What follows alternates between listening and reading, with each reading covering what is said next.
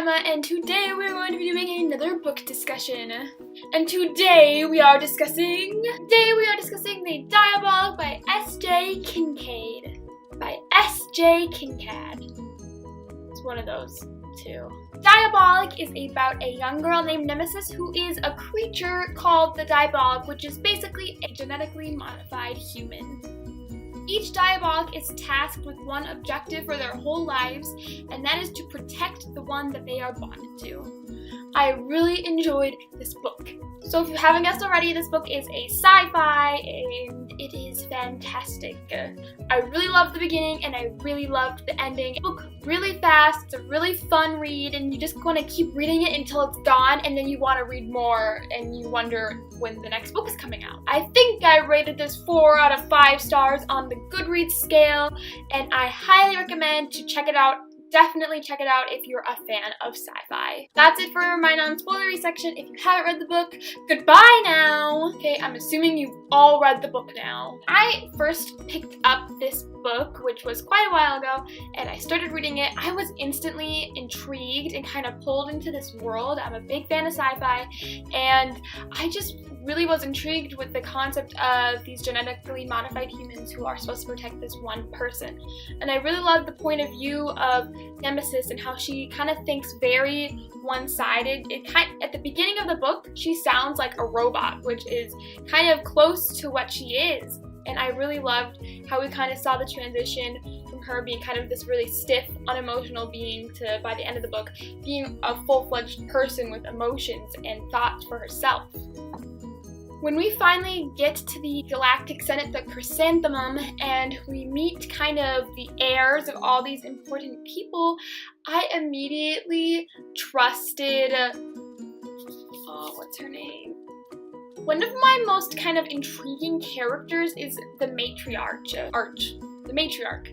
How, cold she is, and just how kind of distant she is, and I can only imagine what she's been through to become like this. I don't believe that she's kind of been this nasty person her whole life, and I fear that Donia would have become like her eventually. And I thought it was really interesting how they have this religion where they think the stars and the energy from the stars is what creates everything. And it's just really interesting to see the viewpoint, and it really flushes out the world and makes it more real when you add layers of different planets and different faiths and different beliefs. It just makes the world that much more real. The beginning of this book was so interesting, how it comes to, and it starts out with Nemesis being this thing, and she can't speak for herself, but she can understand, and she's kept in these horrible corrals, and it just really pulled me in on how horribly they treat these creatures. And then Deathly, I loved Deathly, and how kind of Deathly was the first thing that she really admitted that she loved and cared for besides Donia. Deathly died. I was so sad, and it was so random. It was just this disease. And also how kind of Nemesis bonded, not really bonded, but just understood enmity, because enmity was her, and I really liked the dynamic between Deathly, Enmity, and Nemesis, because they all have such similar backgrounds and how they kind of connect because of their upbringing. Where Enmity was going to kill Nemesis because Nemesis admitted that her how her person, Sidonia, was killed, and Enmity was going to end her life because Enmity understood. I'm going to talk about Tyrus now.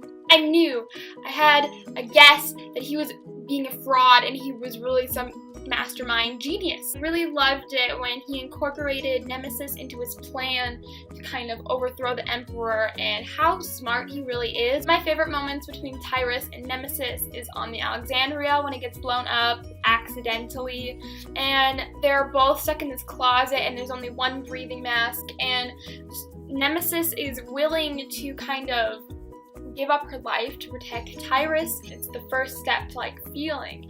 When Sidonia died, I didn't believe that either. It was really sudden, Sidonia was dead, then she was alive, and then she was dead again. And then Sidonia just died off anyway. I still don't 100% believe that Tyrus had nothing to do with killing Sidonia, because he did say that he would protect Nemesis above Sidonia. So I'm not 100% convinced. Not 100%. And the Demetrians are all just so manipulative and evil. It makes it so hard to trust Tyrus. I don't 100% trust Tyrus, and I don't really think Nemesis will ever 100% trust him either. In the next book, I'm sure there's going to be a lot of trust issues. I also really liked when they were going to the planet and they were having those sparring competitions and Nemesis would just whoop Tyrus's butt. That was awesome. I love that female empowerment, even though she's genetically modified, it still counts.